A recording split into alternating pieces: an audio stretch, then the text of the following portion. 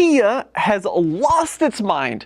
Do you guys remember Kia from 20 years ago? They were building cars that were blobs. I mean, that's the only way to describe what the early 2000s Kias were. They were fairly reliable, but they didn't look great, they didn't perform great. But fast forward to 2025, and they are producing some of the most innovative designs on the planet, bar none. And this car, what we're looking at today, is pushing the bounds of what Kia can do from a design standpoint. So what we're looking at here is the new EV4, and we're going to find out, is the EV4 worth waiting for? So we're going to start with the exterior design, talk about this crazy shape, then we're going to go over some of the specs, we're going to hop inside, show you all the features on the interior, then hop out back, check out the trunk, and find out, should you wait for the EV4 or should you get one of its competitors? Now, I mean, look, the most polarizing part of this car, bar none, is the design, and it's not for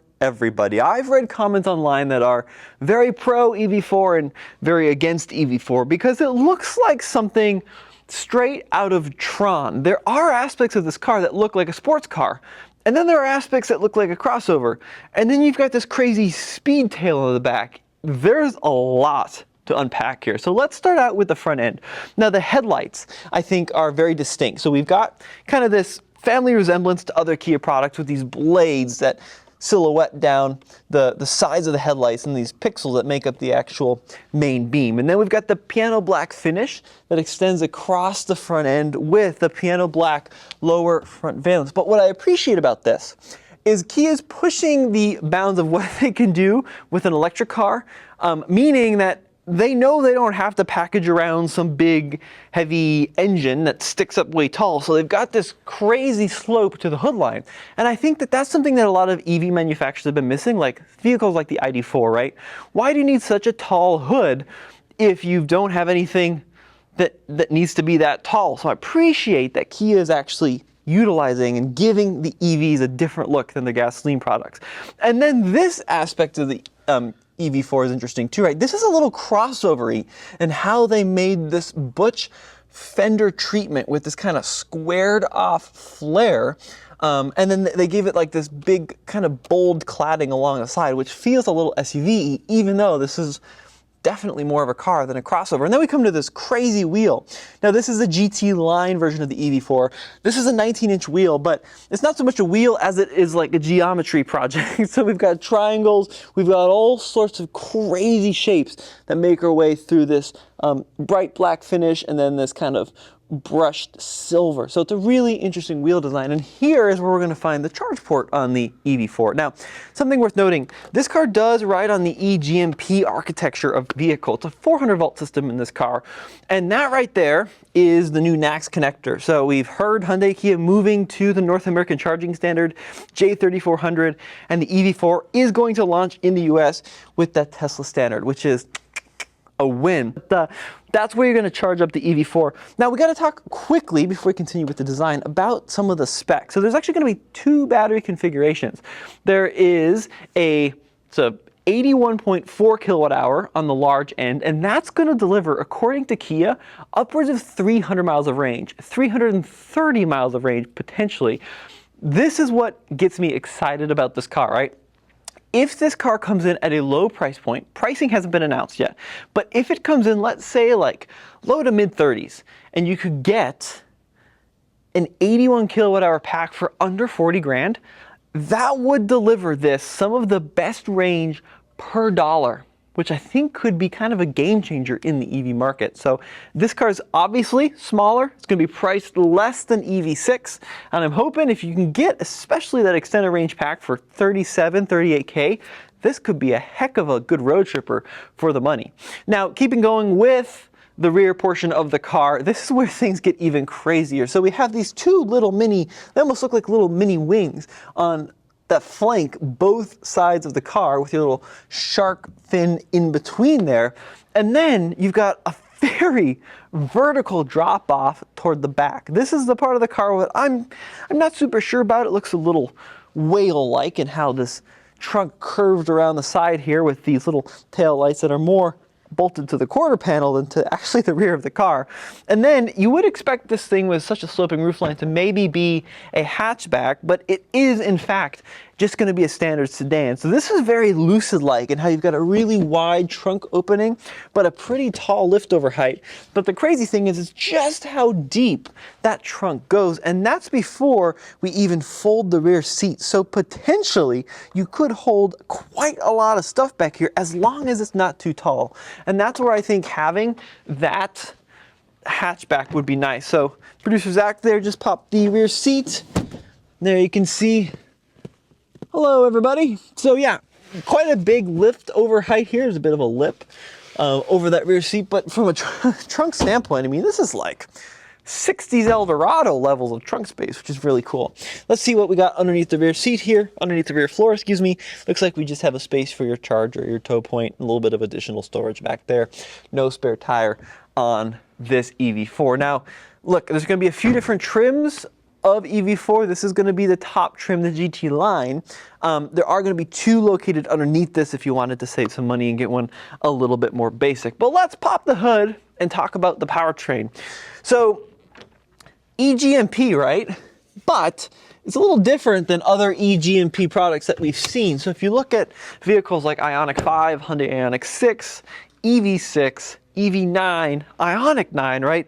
Those are going to be rear drive based platforms, but the EV4 is only going to come in a front wheel drive configuration. So pop open the hood, you're not going to find any storage under here, just access to 12-volt batteries. We've got access to some coolant here, some washer fluid stuff, but no storage in the front end. And being front wheel drive, I don't expect this to be much of a performer, especially when you consider front motors rated at about 150 kilowatts. That's roughly 201 horsepower, so it's probably not going to be much of a barnstormer.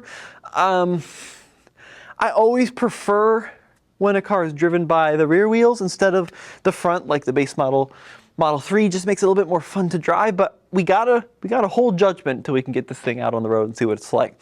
Let's hop inside and check out this interior. Now, the first thing you're greeted by are these seats, which are really interesting. So what you can't see on camera is how absolutely squishy they are. This is awesome. I feel like so many modern seats now have gotten really firm, but this squish factor is next level in this EV4, and they're perforated with this little kind of white indents across the perforation, and then we've got this dual tone upper to bottom in this white finish, which gives it a very premium look on the inside of this EV4.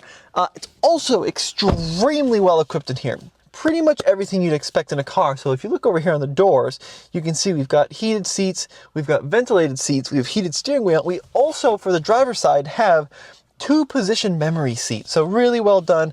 Ambient lighting across the door panels here. And then that two-tone look continues here on the dashboard and steering wheel with this squared off top and bottom steering wheel with the white airbag and then the white inserts here. But luckily the rim is black, so hopefully this will mean that it doesn't get too dirty in the long run, which I think is really nice. And then the technology, right? A lot of EV folks are really into technology. So we're looking at dual 12.3 inch screen. So one here for the cluster. I can change a bunch of drive modes: Eco, Normal, Sport, My Drive, and Snow. And that's also going to adjust the look and the layout of the dials themselves, which is a nice little touch. We've got our estimated range here. We have our state of charge always displayed down here. It's exactly what I want to see. And then we're also going to have a full suite of automated features in this vehicle: adaptive cruise control, lane centering, emergency braking. We've got blind spot monitoring, everything you'd expect. And why paddle shifters? Well, you can change the regen modes using the paddle shifters here located on the steering wheel.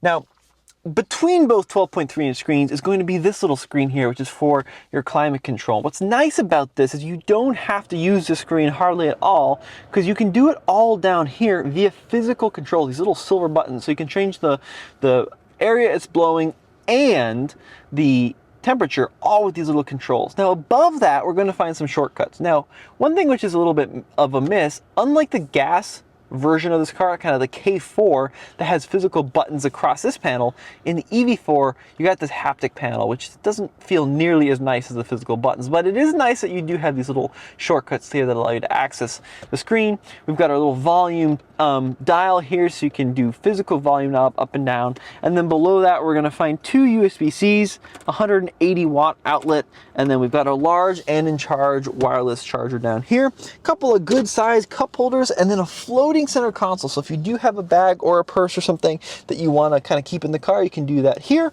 We also have little parking cameras, 360-degree cameras you can see around it. And this is an interesting one, downhill brake control. So this kind of reaffirms, is this a car? Is this a crossover? Well, how many cars have a downhill brake control except for crossovers? So definitely a conversation to be had there. The key has got that cool marble look to it, much nicer looking than the Hyundai keys, if you ask me, with the egg shape. You got your buttons along the side, good sized cubby here, and then another storage bin underneath the console. And then we do have a sunroof here. It does have a little screen that'll fold up, block the sun out if you don't want it.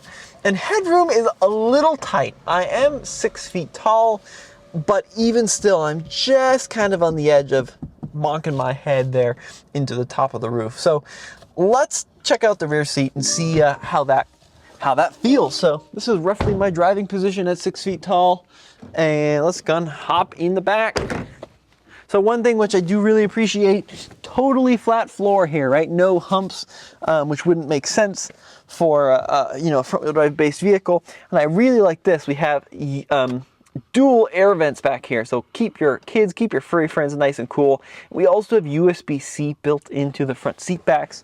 Got some cubbies here, one for the driver, one for the passenger, a little bit of storage down here. We also have the full Harman Kardon premium audio system in this car. Fold down the center armrest, a couple of cup holders back here. Actually, rear seat is okay with the slope though. If you're over maybe 5'10", you're going to be running into some headroom issues. So this is definitely more for kids than I would say for full-fledged adults from a headroom standpoint, or put your shorter friends back here. But I think for kids, the most impressive part is just the legroom is really good. You get a ton of legroom. So you lose out on the headroom, but you gain on the legroom. So the EV4, guys, I think there's a lot to like here if you appreciate the design, and I think not everybody will, but I appreciate once again that it is so bold and it is so different compared to what we have seen from a lot of other automakers in the EV space. And front-wheel drive only is going to limit it somewhat to some of the colder, snowy environments. But let's talk about the competitive set, and this is where things get a little tricky because we don't really know the pricing yet on the EV4, right? You know, you might consider this a competitor to something like a Model 3. That's going to be probably a little bit more expensive, and it's also going to be rear-wheel drive. You might kind of tangentially compare this to something like the Kona EV, which is also going to be more on that affordable end, but that's a front-wheel drive vehicle, as just like this, but that's a hatchback is what I meant to say. So, kind of an interesting category, and what it's going to come down for me is the price on this vehicle, right? You got good DC fast charging, they say, with this big battery, 10 to 80%, about 31 minutes, which sounds pretty good. It's not as impressive as like Ioniq 5. It's not as impressive as EV6, but still pretty decent times. You get standard NAC support, and you get that standard Kia warranty, which is very, very high on these products. So I'm excited to see what this is going to drive like. I think that's also going to determine a lot of my input onto, whether or not you should buy an EV4, but I think there's a lot to like, especially on the inside. You get all the luxury features you could imagine. Heated seats, ventilated seats, dual zone climate control, physical buttons in some cases. So that is really where the high point for this car is, at least for me. But I'd love to hear your opinion, everybody. Thank you so much for watching and tuning in here to TFL EV, and head over to alltfl.com where we got more videos on the EV4 coming soon.